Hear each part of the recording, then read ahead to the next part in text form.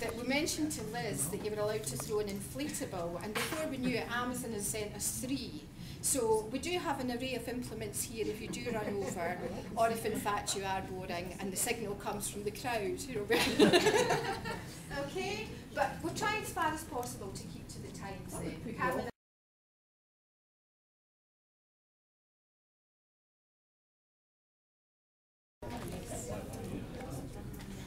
Okay, everybody, what I'm going to do is just give you an overview of the VLE format that we've got. You may think, well, we've all got VLEs, but it's actually linked into what Isabel and Kenji was actually talking about. It's engaging the students with a VLE and getting them to look at the kind of format that they think is acceptable. So near enough a year ago, there was a project that was given to me and the team in business by John Phillips here, was to look at the new HNC Business Group Award and put it into some kind of format that the students would like. And I put it into this area here, basically looking at contact details, basically what the student wants. And I did a bit of research with this when I did a course at the UWS, and it's trying to welcome the student and make sure that they are happy and can engage with this area. So contact details, and if I look at some, make sure that everything's clear in the outset. So if we look at introduction to the unit, and I used web pages, and we used a set font, and that's all the way through. Because some of the students were complaining, there's big diagrams, there's documents there with 52 pages, there's no kind of guidance to try and find out specifically what they need. And also some kind of activities that didn't have any meaning. So looking at working on the collaborative side, getting forums, getting them to do peer assessment in some cases. So the kind of format, we started just to use font. The colouring is 6666. We used font 14 and 10 all the way through, and the students seem to like this. And also with the feedback that we had from the latest focus group, they liked the layout as straight, learn now, come on, this is what I've got to do in week 1, this is the label, quick instructions of what needs to be done. However, I like to follow that up with some kind of activity, but if I go to the forums, and this is where it's trying to get people on, so the collaborative learning, the peer group discussions.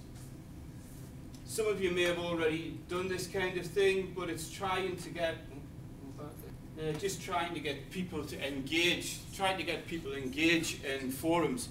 Now I don't know if anybody's had any problems with that before, whether it's on the younger side or the mature students, but it's trying to get them to look at the PowerPoints or support their learning, trying to get their point of view over, and then getting people to maybe not criticise them, but put their comments and say, well, look, I found a good website.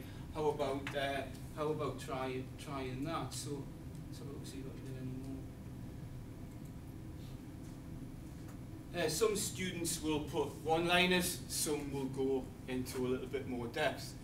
And it's trying to get students to try and look at what each other are doing and putting them into small learning groups and try and get them to exchange information. So as far as it went was putting the PowerPoints up, giving the students exactly what they need, doing different activities such as case studies as well, looking at things like pre-reading. And what we've actually done in the business school, because we're trying to get into the university style of teaching, is looking at lectures, looking at tutorials. So it's getting them to pre-read before they come and do their tutorial next time. So it's not just turning up, information given, it's like engaging the student, identifying what's coming up next week. You do the research, it's part of the independent process. So it's trying to use the VLE in that way. So all I've tried to do here is just get an acceptable format, and I used feedback from the team. We all agreed on this format. I used HNC Business Part-Time. They looked at VLEs that were, the old VLEs that were there. As we started to build up the new format, I took feedback from them. They said they were quite happy with that. And also the labels. They're the key things, is making sure they've got some kind of information to follow up. So pre-reading, whether it's reading lists, all the contact details, the forums, activities. But if there's an activity there, do you follow it up? Is there some kind of summative assessment all the way through? And also I used the a forum for news as well. So after each single session, I kept constantly talking to the students, and that was the key thing that they liked. That the communication aid was not on my email, because there's nothing worse than you get loads of students emailing different questions in. You're using the VLE to put that question out or that information, and everybody gets it. Then they start and reply to you. There was one thing I did find when I was getting the replies, and I brought it up with Tom, that if you get students answer you from your news forum, it'll come up www.mis. It'll not come up from their mailbox. Because some students have, yes, Graham, but can you give me feedback on this? I'm going, well, who are you? What course are you on? So that's one thing to be aware of. That's it.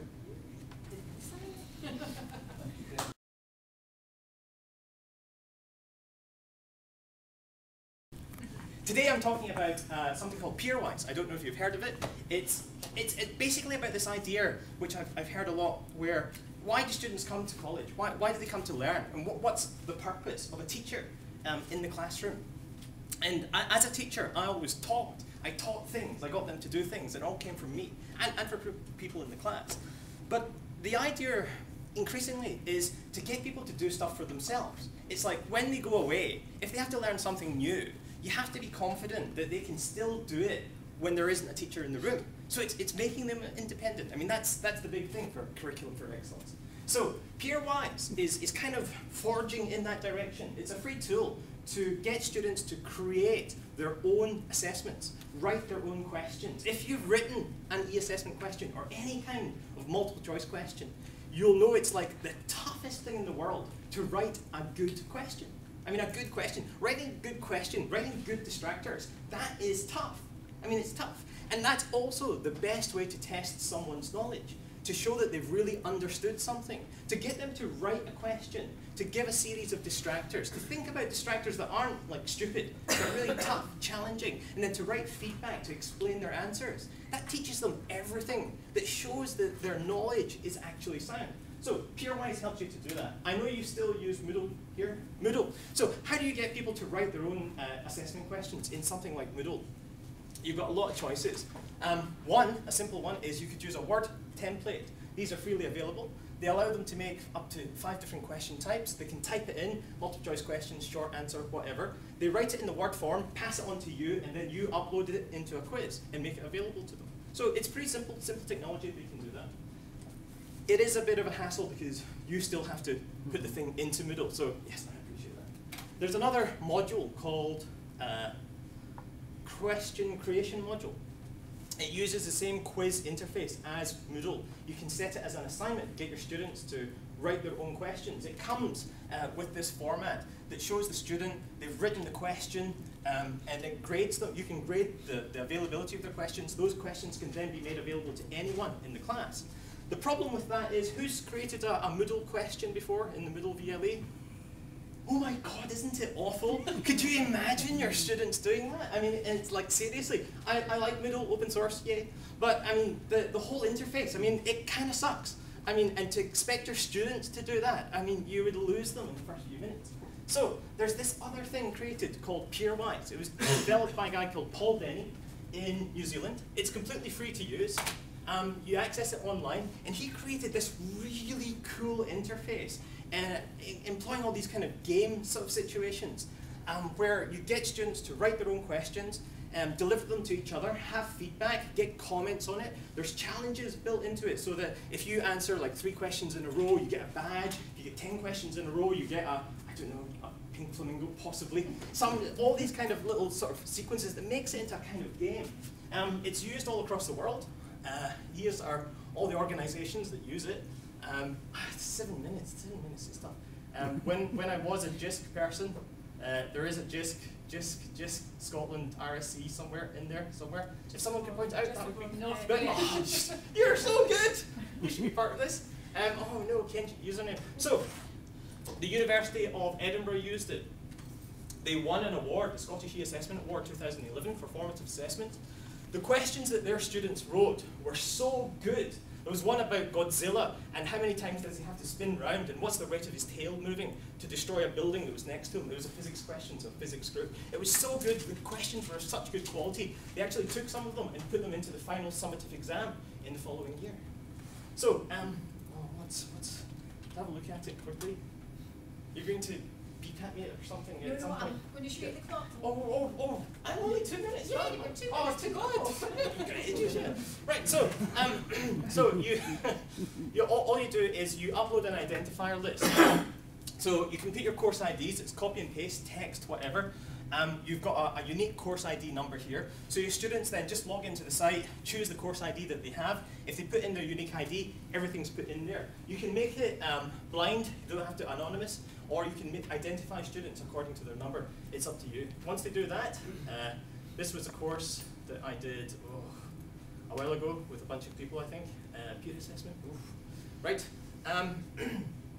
You get a chance to upload your own questions. It is just multiple choice, but you can embed YouTube, you can put in images. There's a maths equation editor if you're into maths. It is very sophisticated, but it's such a simple interface. I don't know how much time I have here, but here's questions I haven't answered. These are questions that other people in a training group that I ran made up. You see the questions that you still have to answer. You can rate the questions as to how easy you think they are, how hard they think they are. You can ask people to comment on the questions that you created. So it creates this kind of community feedback. A very easy question. A very easy question, that would be good. Again, simple, multiple choice. So this is the kind of question that's presented.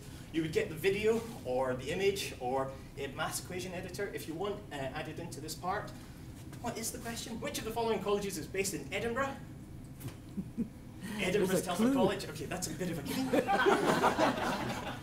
They didn't obviously take my course on writing questions, but never mind. Okay, I choose A. I've answered that question. It gives you a running total of how many people answer these questions. People talk about their comments to say what it was like. The answer was obvious. Yes, it was. My goodness. Again, writing a good question is tough. There's a lot of reporting tools inside it, so you can see graphs to see who's done what best. Leaderboards, who's answered the most questions, who's answered the most questions in a row. You get, like I say, badges for achievements and stuff. Okay, how do I go back? Home, main menu, peer assessment, how well have I done? View the leaderboards, view my badges.